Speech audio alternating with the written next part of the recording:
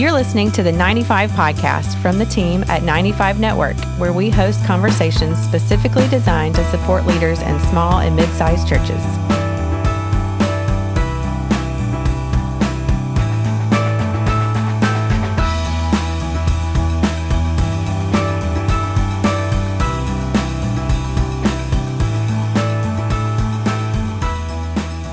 Well, Wayne, it is my pleasure to sit in Dale Seller's seat as the host of the 95 Podcast and welcome you to the show, man. Welcome to the 95 Podcast. It's great to have you. Here, John. Thanks. Yeah, so here's the thing. We got so much ground to cover in our time together today. You and I have known each other for a couple of years now. We've become pretty good friends. And here's the way I'm going to introduce you to our audience that's listening. I would say the majority of listeners to this podcast are pastors of established churches, mainly small churches. I would, if I had to guess, I don't know the stats on this, I would guess many are spread around the south, southern part of the United States. Certainly we cover all over the United States. But there's a lot of the Bible Belt that's covered in this podcast. And so I want to introduce you almost like a time traveler. Pastors, listen to this. We've got someone coming from the future who's talking to us. He comes from a strange land called Canada because he was born and raised in Canada. And in all joking aside, you have lived in a culture that is a couple decades ahead of where this culture is in terms of how fast and far it is moving away from Christianity being a part of society, being a part of the fabric of society. So I just want to start by saying, as you tell your story, as you give an introduction to our audience about kind of your life and ministry, focus on that. I want you to tell these pastors what you told me the very first time we met, that you feel like you've stepped back into a time machine, seeing the United States where Canada was a few years ago. So I'll set it up like that. Take it away. Tell us a little bit about yourself, Wayne. Yeah, it really is quite extraordinary, John. I've lived in Canada. I've been in the U.S. now for the last 3 years. I jokingly say that I'm in the belt buckle of the Bible Belt because I'm actually in Lynchburg, Virginia, the home of Liberty University. It's about 80,000 people, and it is jam-packed full of extraordinary people. 450 churches, maybe, of a town of 80,000 people. So you can do the math. That's a lot of churches. And they don't seem to close. They just seem to keep replicating. There's a lot of growth and development in that area. So I've been to tire repair shops, to carpet stores, to my dentist and my eye doctor, and they all play praise and worship music. In Canada, John, that was done 25, maybe even 30 years ago. So we left Canada 3 years ago to move down here with our daughter to attend school. And it's been really interesting because I felt like, I guess we were here maybe about 3 months, and I felt like we'd gone back maybe 20 years in time. And I mean, no disrespect in saying that. It was just very much representative of my world 30 years ago in the city that I grew up in, where you could probably go anywhere and bump into somebody who had a faith story. And it was a Christian culture still. But fast track now those 30 years, and Canada is now a secular nation. It's a post-Christian culture. And we followed in the steps of the UK, Australia, New Zealand. So you get the idea. And if you look around the US, you can find that there are a multitude of states now that I would consider secular states. We know the statistics of the number of churches that are closing. We know the statistics of the migration away from the institutional church. We've had people like George Barna and others write books about the Duns, those who are claiming faith in Jesus Christ, John, but they don't attend a local church anymore. The manifestations and growth of the house churches and marketplace ministries, it's prevalent, it's real, it's obvious. But where I am right now, there's a reality in which we haven't seen any of that begin to happen in this city where I am, and more than likely in many pockets around the South. So the tendency in our conversations with people where we are is to look at it and say, I don't know what you're talking about. We're fine here, right? We're jam-packed. We got 3 services on a Sunday. And I'm like, that is phenomenal. I remember those days. I remember a 10 o'clock Sunday school and 11 o'clock worship service. We were back at 7 o'clock at night. We had Wednesday nights and Thursday nights were a youth group. Friday nights were another program. Man, we knew church, John, and we did it. And we did it probably better than anyone else did. And that came to a grinding halt about the mid-'80s. and things changed dramatically, and the migration started in an extraordinary way. That's what I'm talking about when I talk to you about being in a time machine. I guess one of the things that I find extraordinary about it is that we feel like we're in a place to be able to speak to some people and say, listen, we got great hope. Canada has not given up on its faith journey. There are still many people, great people in Canada who love God and love his church and believe in it. But we have needed to find other ways to grow and minister successfully within that context. And that's what we did. We found ourselves serving in the marketplace to a secular nation that still had a God consciousness, and that was around what we call rites of passage. So around a funeral, around the wedding, or around the birth of a child, we still found a tremendous number of people very wired in. We know that we understand it, right? God loves children. He loves us. He loves marriage. He talks about us as his bride, and he's the bridegroom. He did a wedding, for goodness sakes, or a miracle at a wedding. He might have even done a wedding. I don't know. That'd be pretty cool. But he did a miracle at a wedding. And he specialized in the world of death. He conquered it through his son, Jesus Christ. So we're Yeah. not surprised when we found how many people have God consciousnesses around these things. So we met them at those crossroads. We didn't tell them they had to come to us because they weren't doing that anymore. So, John, we went to them, very much like the ministry of Jesus Christ. He just walked among us and lived among us. And that wedding that he attended was not in a church building that we know. It was probably a home or a residence. And he went and he served and he was present there, and his power was real in the presence there. That's the ministry that we're talking about, a power and presence ministry in the marketplace among those who've walked away and want nothing to do at all with the institutional church. And we can be upset, we can whine, we can complain, we can be critical, we can be negative, we can shame them, but they're not coming back. Yeah. They're done. They're done. Yeah. And we have to acknowledge that. And that's an interesting conversation I'm having with people right here in this town. We are working with an organization who have had 3,000 plus members in the last 5 years that now have less than 1,000. Well, where did 2,000 people go? John, that is a mass exodus. Yeah. I'm sure they dispersed into some other congregations, but in conversation with the leadership, as they ask us questions about what's next, they've had to admit to us honestly, we've reached out and many of them are done. They're just done. They didn't go anywhere. They didn't go to any They're not church. going anywhere. It's not that they've given up God. And that's the hard conversation. And I don't ever want to debate anybody on it because I'm not opposed to the local church. But I am opposed to us giving up and saying, what's the use if they're not going to come? Who cares? Well, I do care. And I want to be in their lives. And I think the model of Jesus Christ is the model to follow. I think it always has been. And we need to be there and be in the world and in the marketplace and part of their lives and part of their journey. There has been no better place for us to do this than around the world of what we call a rite of passage. Yeah. So let me summarize this, just stepping back a couple steps in the conversation. There was a point in your life and ministry with you and your wife, Roseanne, where you found yourself stepping away from what we might define as more traditional ministry. And what you really stumbled into was what you've been describing, these life celebration moments of weddings, funerals, new life celebration.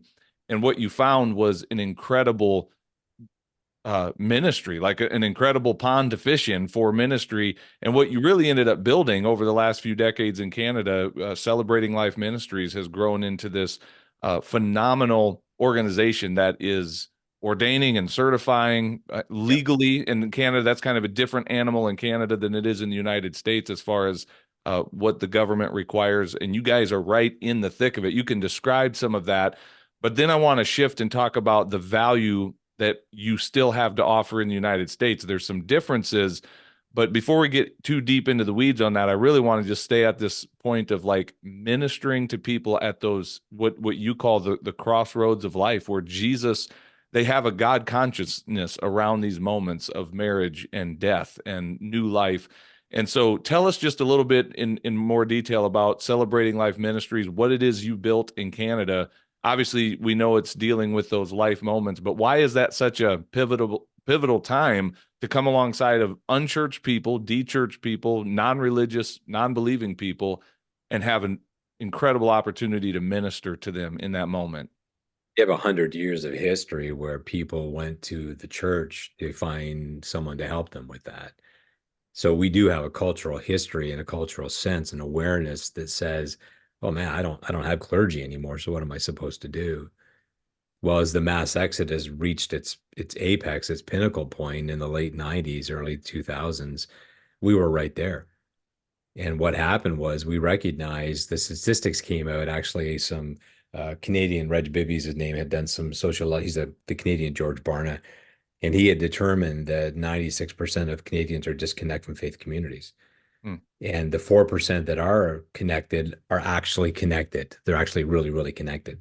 He didn't take into consideration the C&E people, the Christmas and Easter people. That raises the percentage substantially. Or those that might claim to be on a membership, but they haven't been to church in 500 years. And what he said was the reality is that we are now post-Christian, we're now secular. However, there is a spirituality that Canadians hold on to, and they pride themselves in that. And that spirituality is a fishing pond. In the moment, I will be Buddhist. In the moment, I will be, Muslim. I will be Hindu. I will be pantheist. I'll be secularist. I'll be the occult, whatever it might be, I'll fit into it. And it created a beautiful opportunity for us as Christians to say, we have a message as well. And ours is a message of hope. And we have a risen Savior named Jesus Christ. We would sit down with people, John, who had been living together, and they would apologize to us and say, we're sorry to tell you this, but we're living together and we're not sure that you'll do our wedding. And our response was, listen, we want you to line up with what God has for you. And his ideal is that we believe that you should be married. And again, we could debate that again until the cows come home, but we looked at it and said, the state says, the law says, the province says that marriage is still a great thing. So we said, let's enter into that. Yeah. And if they have a desire and a passion and a commitment to one another to that level, I want to be there. The great desire and need is, of course, that many Christians have said, we don't want to be a part of that. Many pastors said, if you're not going to be here, join us, be a member, give money. We don't want to serve you. That void, think about it now, if 90 plus, let's just go 90% plus people, if 90% of 38 million are outside the walls of the church, why would I not go to them? Why would I not serve them? And again, I must say this with great clarity. There's two things we learned very, very quickly. God consciousness is very real around marriage, death, and the birth of a child. And matter of fact, if pastors were honest with themselves, they would also admit that the most intimate moments that they created between themselves and their members was around marriage, death, and the birth of a child. It's in those moments that we got closer to that viewer or passive participant in our congregation. But when a marriage came, we got a little bit closer. When a funeral came, we got a little bit more intimate. And it's really powerful what happens. So we looked at it and said, we must be there, but we're going to serve no strings attached. So we're not going to ask you to come to our church. We're going to serve you as Jesus served you. John, think about this just for a second. Think about this. And I hope this resonates with a lot of people. When there is a crisis or celebration, Jesus was always the one they went to. Think about that. So here he is in a home at a wedding, and there's a need that exists. Jesus filled it. Now we gotta sit in that and go, why am I running from that? Why am I not running to that? Why am I running from it? We have people in Canada, in North America, in the US that are saying, I need someone to guide me as a couple or us as a family through this transition. And our hand is up saying, we're here. Yeah. This would be a good part for me to jump in and say this, because in some ways, we've just delivered double bad news to pastors listening to this. You told them that America is heading where Canada is in terms of becoming more and more godless. It's going to have a massive impact on the church and how we're doing it. And then we said, but we've got an opportunity for great ministry. And then we listed the things that a lot of pastors, if we're being honest, and I'll be the first to say it, are kind of our least favorite parts of ministry. At least it was mine. Weddings, funerals. I did not love that. Like that was not my default setting. You've really challenged my perspective on that. And I can push back and tell you some of the reasons I didn't love all of that. And maybe we'll get into that. But here now we're telling pastors, hey, good news. There's still going to be a great opportunity to meet people in these God conscious moments of their life. But it's exactly around the things that you may not be the most passionate about, doing weddings, funerals, celebrating the life, new life of a child. So speak to that pastor that views that stuff kind of like I did for many years as like, oh my goodness, this is a burden on top of everything else I've got to do on my busy pastor schedule this week. Now someone had the audacity to go get married and they want me to be a part of it, or someone had the audacity to die and they want me to come and sift through all of this in a funeral. I'm being a little bit facetious in saying that, but speak to that pastor who's like, seriously, guys, weddings and funerals, like ministry. What would Wayne say to that? Yeah, I know. I've met them. They'd rather have a root canal than do it. Yeah. And I understand it, but I don't understand it. I don't understand it because I didn't have a long history of that. I just happen to be part of younger congregations as a Baptist. And I should put that caveat in there. 7 years of theological education and multiple years as a senior pastor and a lead pastor of congregation. So I'm not speaking as not having that experience, John. And as we transitioned away from the more traditional ministry, we ran an outreach street ministry, and we did that for 7 years until we ran out of money. So nobody can come whining to me and say, you don't understand. I'm sorry, but I printed the T-shirt that you're now wearing. I have that story, and I have it 20 years earlier than you do. And the reality is, I don't whine about it. I simply looked at it and said, what are the most natural ways for Roseanne and I to continue ministry? And the simplest lateral move was to do what she had been doing that I really hadn't done. Because of the laws in Ontario, I was never ordained and licensed, so I couldn't marry anybody. I couldn't do that actually until Roseanne and I met and married, and we became part of a group out of Saskatoon, in Saskatchewan, that gave me the right to do it. And I was in my 30s by that point in time. So the very first wedding I ever did was never in a church. It was outside the church. And the first funeral I ever did was for family. Roseanne, on the other hand, as a Presbyterian minister, was very deeply steeped in all of that. And you should have her on the call answering your question, because she would look at you and go, John, I agree with you. I looked at Wayne and said, that's the last thing I want to do. I kind of dread doing the funerals because it takes me away from my office and my sermon preparation or a visitation or a call. When we closed the doors of our street ministry, we were now faced with the reality that we could do this, and it excelled. We did 187 weddings that first year. Wow. And then it exploded to through over 300 the second year, 500 by year 5. And then we got up to over 1,000 weddings every year. Wow. And hundreds of funerals on top of that. And Roseanne found a new love for it. And the new love came, John, as a result of it's no longer demanding members of my church that expect me to do this, but it's now people who say, I really do need you, and I will pay you money, and I will be respectful of who you are. And that whole paradigm changed her, and we embraced this thing in a very new way.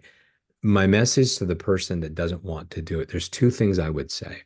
If you're pastoring a traditional ministry and your wheelhouse is not to do that, here's my challenge to you. Find someone in your congregation that would do it and create that as a ministry, an outreach ministry of your church. It's good. That, I'm saying that with great genuineness. That is exactly, and I think I only know of 2 churches in all of the US that's ever done this. One's in Texas, and they actually built a chapel on their property, a Celebration of Life chapel, and they do all life celebrations in there. And it is a phenomenal outreach ministry. And it's all staffed and run by people who are part of that church. So the guy that loves photography, the individual that loves to build dresses or build flowers or cater meals or clean a building, it's an entire, what I call a missional community now runs this entire ministry, and people flock to it from that city and the surrounding areas going, this is a perfect venue, a wonderful venue. And then they serve the families and they serve the people. And it's really quite extraordinary. So you may not have time. I'll give you that check mark. But don't deny the possibility of what could exist here if we opened our minds. What we did in Canada is what we call it the circle the wagon, and we circled the wagons and we put the church in the middle and we said everything outside of that. And we never used the word enemy, but what we said was you're not in the inner circle. Mm. And you're not willing to jump through the hoops to get in the inner circle. The hoops are come to church, give your money. And if I can, just for a second, let me tell this story. If you got to cut it out, cut it out. But I'm sitting in a Starbucks one day and listening to a conversation behind me, and there's two pastors having a conversation. And the one pastor said to the other, he goes, I got to tell you this story. He says, I had this couple from the community came in and they said, would you do our wedding? And he goes, I was just, I was just salivating at the opportunity. And I said, absolutely, but I've got some conditions. You've got to come here for 6 weeks. And you need to give 10% of your income during that 6 weeks. And I'm going to do pre-marriage counseling with you. This is an unredeemed couple from the community. And he said, what happened is about week 4, they weren't there one Sunday, and I called them up. They'd already given money and stuff. And he goes, he's laughing at this. And he says, I told him, you're out. I can't do it for you. I turned around, which you know me, John, well enough. I turned around and said, I want their names. I'll do it. Wow. And I won't ask him anything from them because I want to be there. I want to be there. We see no evidence at all of Jesus going to the wedding, going, okay, I got some conditions before that water comes to wine. Yeah. We see no conditions at all around raising Jairus' daughter from the dead. We just don't see it. We see a passionate heart and a desire to serve. Here's the thing about the ministry of Jesus. No one ever stayed the same as they were when he walked away. Yeah. They're always different. And that's what we do. And that's what this ministry is about. So people are looking, longing, and needing. We can do this, but we need to do it with a great heart and a great passion. So anybody listening to this goes, hey, I want to do that. What do I do? But I don't know how to speak. And that's what these guys are telling me here. I don't even know the language to use. Yeah. I can't talk to somebody who's not part of my church. What do I say? How do I answer their questions? How do I navigate things that I'm uncomfortable with? Well, we can guide people through that. Yeah, and you do. I mean, you do a phenomenal job through your training of really helping these life celebration specialists show up in a professional way, in an excellent way. It's one of the things I admire about you and the work that you are doing. But I want to back up a minute. You used a word a minute ago that really triggered me because it's really at the heart of why I got kind of annoyed with like weddings and funerals. And I think most pastors would agree with what I'm getting ready to say next. I think most of us see the ministry opportunity that it is. We see it. Yes. And I never was upset about that. You used the word though a minute ago, expectations from church people, especially from church people. Yep. It's that expectation that, hey, I've got this additional thing I'm throwing on my pastor or asking of them. But I have an expectation they're just going to do it because they're my pastor. We pay this pastor a full-time salary. I mean, it's like $48,000 a year that this guy makes. So he ought to just do this and pour into me, and I expect it. My irritation, and Wayne, you know this about me, but for our listeners, I run a platform called Entre Pastors. I am an entrepreneur. I love helping pastors not be financially dependent upon the church. I'm over the narrative of the starving pastor, all of that. So we could go down that whole road. We won't in this podcast. But there was that thing of like, I'm not getting paid anything extra for this. Maybe they'll throw me a $50 gift card, but perish the thought that a pastor actually tells a couple, I'm happy to do your wedding. This is my fee for doing it. I'm going to charge a professional fee, just like every other professional that's bringing something to the wedding, from the DJ to the flowers to the venue to whatever. They're all getting paid.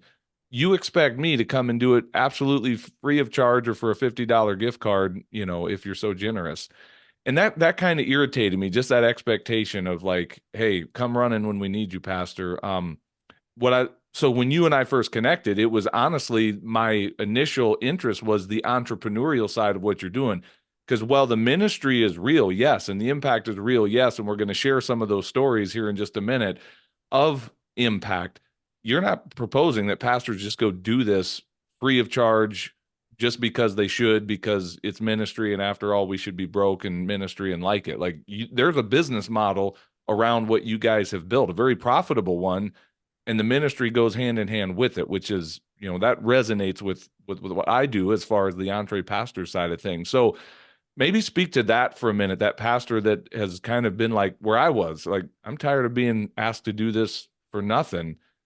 If you would have told me years ago, Jon, you can have impact and a business at the same time, you would have had my attention, because I'm an entrepreneur. It took me a long time to learn that. So speak to that side of it. The people that do this professionally, more than just a wedding here and there for a friend or a family, but I do this as part of my business.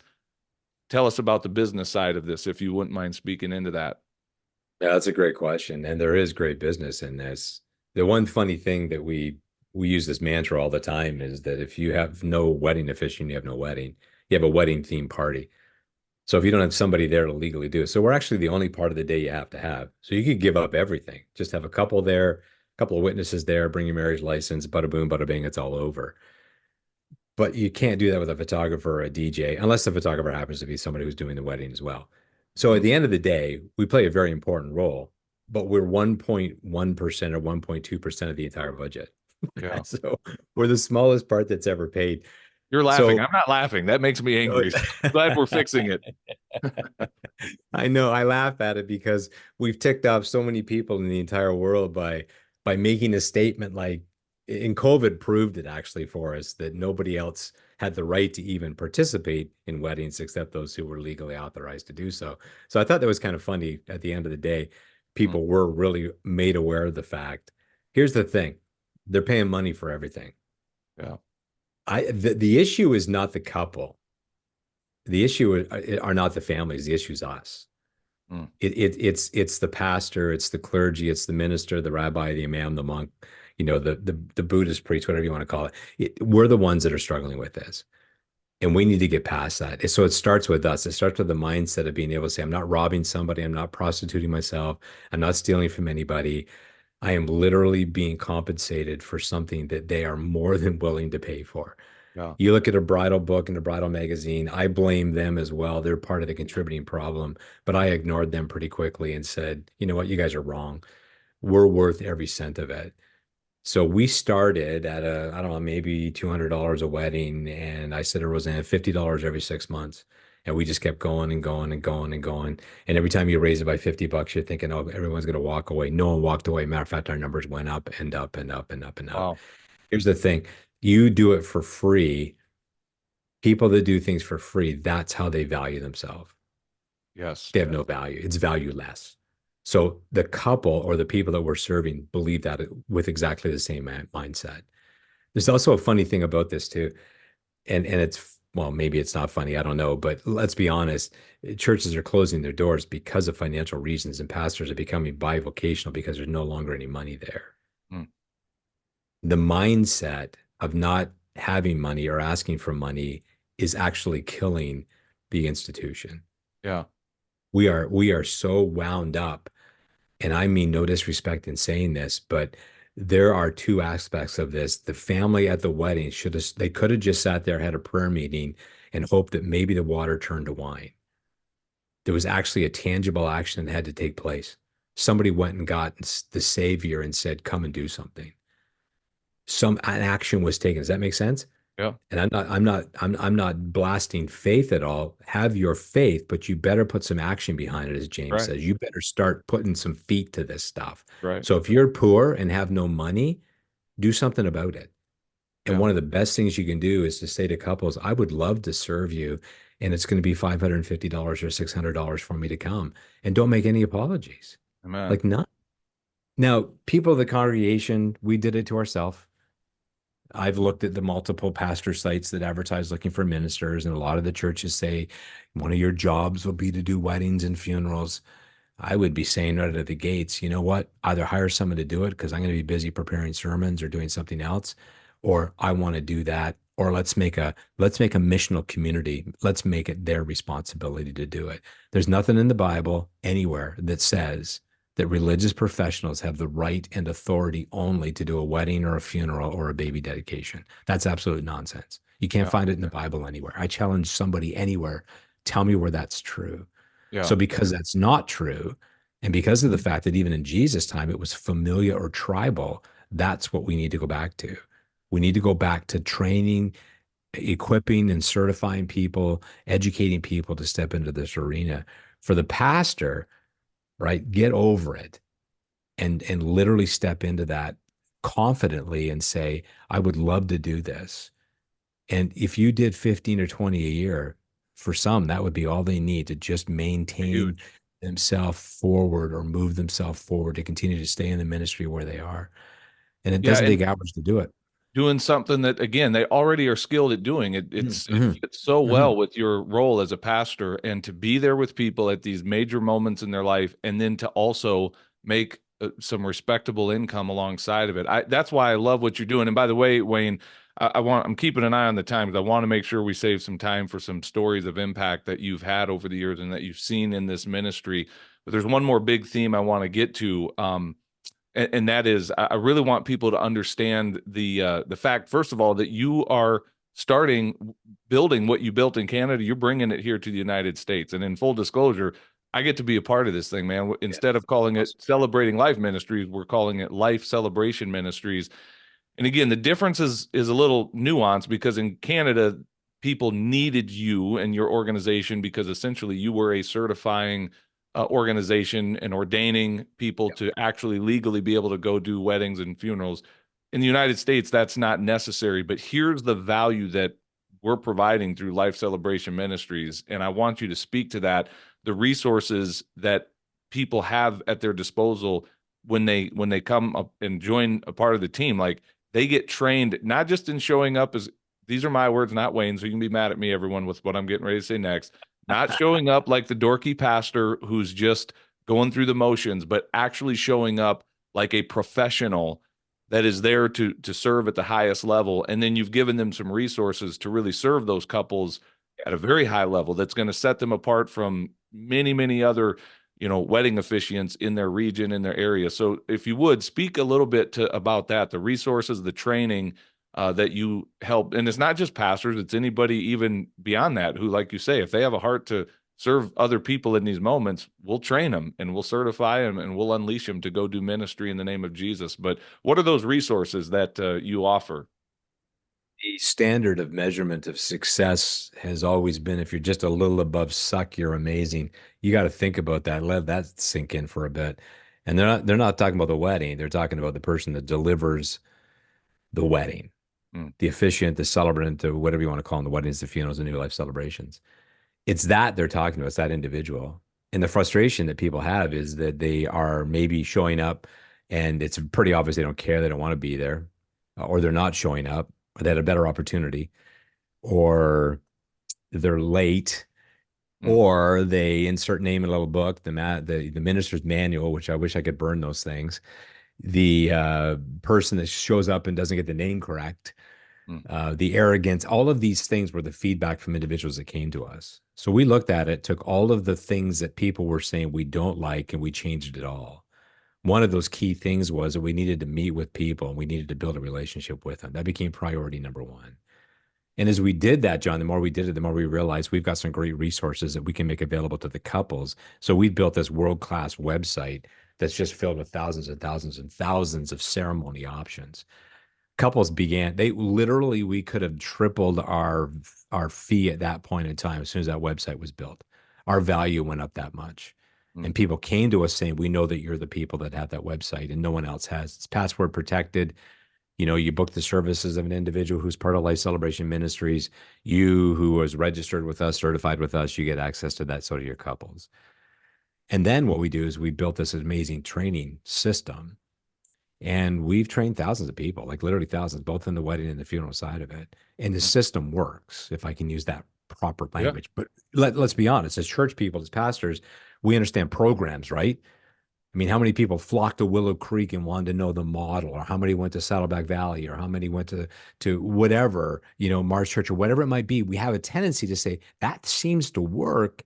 Let me find out how to do it where I am. And there's nothing wrong with that. So what we've done is we said, we've taken all of the mystery out of this and we've given you everything that you need. We've even built websites that people will have access to with their membership for themselves, a personal site. And that site's filled with everything that they need to be successful at this. It's turnkey. And what you need to do then is just take it and do something with what we've educated with. And that principle remains the same no matter what.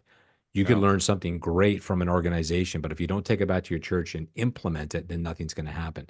That's what this is. We've made it all seamless. So the resources are phenomenal. Our experience is, well, second to none. We're pretty confident there's very few people done more than what we've done in terms of weddings and funerals and the years that we have behind it. So yeah, we've got it all.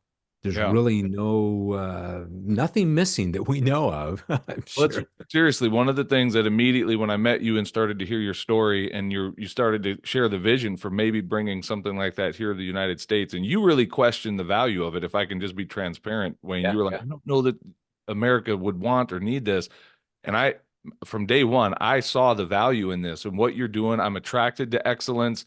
I'm attracted to kind of outside the box thinking. I love the entrepreneurial side of this. There's so much about what you and Roseanne have built in Canada that it's like, man, let's get this thing going in the US. It may look slightly different, but at the end of the day, what's not different is serving people at some of those most pivotal moments in their life, bringing Jesus to those moments and seeing the transformation that can come from that. So if we can, in the remaining minutes that we have on this conversation together, I would love for you just to share. You can pick whichever you like, but I've heard you share story after story after story.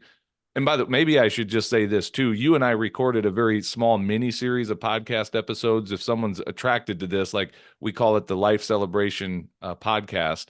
So you can go check that out, or maybe it's a Celebrating Life podcast. I should look up the name to our own podcast that we made together, but it's out there. Look it up, and you can hear us go in a much deeper dive into this and way more stories. But for the sake of time, Wayne, just give us a few of the standout stories that kind of come to mind as some of those opportunities that you had to really serve people in those moments. Joe, we had the privilege of meeting some of the most extraordinary people from so many different paths and walks of life.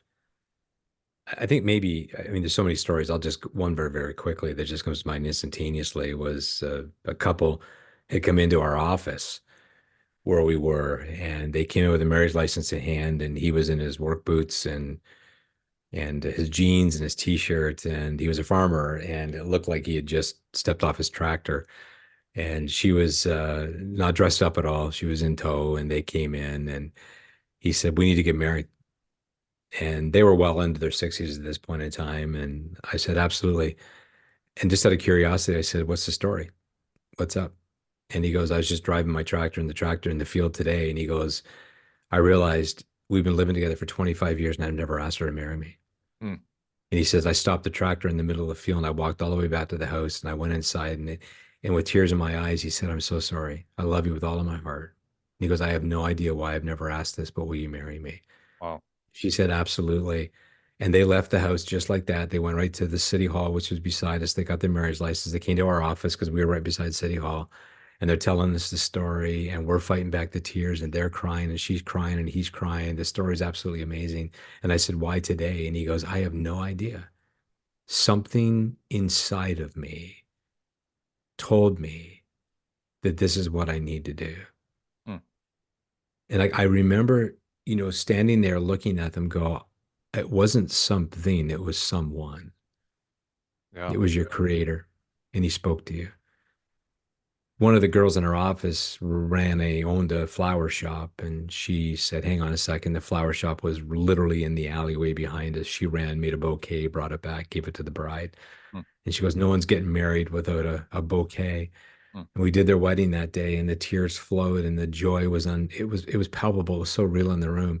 And they walked out, and we thought, what an amazing experience. Hmm. It would maybe be a couple of weeks after that, somebody walked in and we had a Jesus sign that sat on my desk. John, I'm not lying. They walked in, walked past me, walked right over to that sign and turned it over, face down. Wow. Came back and looked at me. And I said, "What was that all about?" And he said, "That said Jesus." And he goes, "I don't want Jesus." And I said, "Why not?" And he goes, "Because I'm a Satanist." And we stood there and we had a conversation, and he softened and softened and softened. And I thought, you know what? I would never have encountered you if we weren't doing this. Mm. Now, we didn't end up doing their wedding ceremony, but we had an engagement and conversation that was very unique and very special. I did a wedding for a couple, and later that evening, it was about 10:30 at night, I got a phone call, and she said their youngest had fallen on the dance floor during the reception, and they rushed him to the hospital. And I thought he hurt his head, he banged his head, and she says, no, he had a seizure, and he's really, really sick, and we're in the ICU at the hospital. And she said, I need you to come. And I said, all right, I'll be there. And I went to the hospital, and the one thing about this couple was that they had made it very clear that we are part of the occult. But they weren't, they weren't hardcore. I don't know how to say that, but that's they were kind of dabbling, let's put it that way. But she said, you believe in God, and I think we need God for our son. So I said, I want you to stay in the room. And she goes, I can't do it. And she left, and I stayed in that room all by myself, and I anointed this young, he was 18 months old, with oil. And for 8 years, I went back to the house every birthday. Every birthday, they called me back to the house, John. And I prayed over him. When he turned 9, and he had passed away, and I was the one asked to do the funeral. And at that funeral, they said to me, Mom and Dad, we need you to talk about God. Wow. We need some hope. And I looked at that and I thought, if I had not placed myself in this position, it would never have happened. And I'll tell you something, listen to me carefully. As a pastor for years and years and years, you pray for those and long for those moments within your church and congregation. We really do. And so often we just never saw them because people weren't walking through the doors. I had to walk to them. And we should never be shocked by the state of the unredeemed. We should just always be passionate to serve the unredeemed and see them come in line with what God's great plan is for their lives. Man. That's the call of the heart of a servant.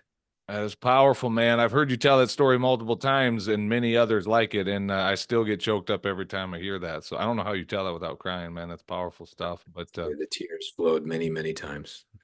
Tell us where to go if someone's interested in, like, man, I may be interested to know more about these trainings that you're doing, how to get involved in Life Celebration Ministries, because I want to be a pioneer in this. I want to be part of the early wave of adopters that's bringing this to the United States. Where do they go? What's the website? Yeah, we're looking for pioneers. What a great word, man. I love that word. We need foundational people right now that'll be a part of it. There's 2 places I would recommend go. Look us up at lifecelebrationministries.com. So lifecelebrationministries.com. And that's just kind of a highlight a little bit about who we are, John, and what we're doing and what we're all about.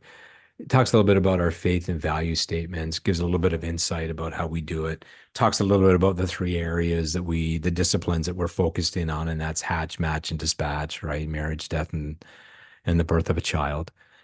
And then lifecelebrationinstitute.com would be the other place. And what we've done is we've created a training institute. So Life Celebration Ministries has its own training institute. Right now, we have the 3 disciplines that are there, but we will expand that. We've done a lot of mastery training in the past that we'll bring to the U.S., communication training, teaching people how to be, because that's the gift we bring, right? We don't build flowers and we don't bake cakes. We speak, we communicate, but we need to do it with excellence and we need to do it with power. And we train that and we walk people through that. So that mastery course, the communications course, and it'll just continue to grow from there. We desire very much for the right kinds of people to be involved in this. And maybe it resonates with the heart of somebody. And if it does, go there and then, follow up with this. Just get a hold of us. John, we're also willing to work with churches as well that want to see this as a marketplace outreach ministry. Man, if you're listening to this right now and you're like, man, that is really cool. I could see us doing that. We got the perfect building or the great property to do it. We can walk you through everything you need to do to make this a missional community within your local church. And that's another area that we specialize in. So I don't know. There it is. Does that help? Is that good? Yeah, man. I love it. Wayne, love the work that you're doing. I'm grateful for our friendship, and I know you've added value to this community today through this podcast. So thank you so much, my friend, and we wish you all the best as you continue to serve God in the ways that you're doing it. Yeah, what an honor. Thanks so much, Jon. Thanks for listening to the 95 Podcast. We look forward to sharing another episode with you next week. In the meantime, visit our website at 95network.org. The website is loaded with great resources created for small and mid-sized church leaders. Until next time, have a great week.